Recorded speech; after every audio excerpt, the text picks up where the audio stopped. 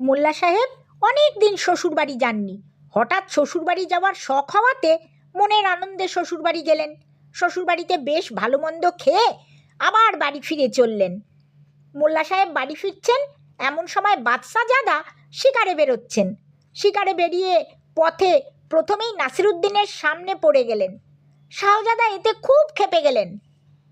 লোকটা নিশ্চয়ই অপয়া, আজ আমার শিকার সব বন্ধ হয়ে যাবে, ওকে চাপকে পথ থেকে সরিয়ে দাও। সঙ্গে সঙ্গে তার হুকুম তামিল হলো।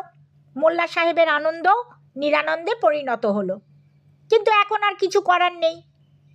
মোল্লা সাহেব কাউকে কিছু না বলে মনের দুঃখে গায়ের ব্যথায় চুপচাপ শুয়ে রইলেন। স্ত্রী এসে অনেকবার জিজ্ঞেস করলেন, কিন্তু কোনো উত্তরই তিনি দিলেন না। আসলে ব্যাপার দাঁড়ালো, শিকার সেদিন খুব ভালো হলো শাহজাদার। বাড়ি এসে তিনি নাসিরুদ্দিনকে ডেকে পাঠালেন। মোল্লা আসতে তিনি কবুল করলেন।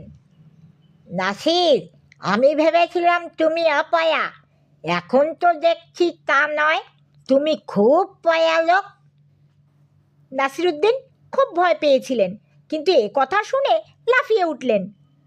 আপনি ভেবেছিলেন আমি অপয়া?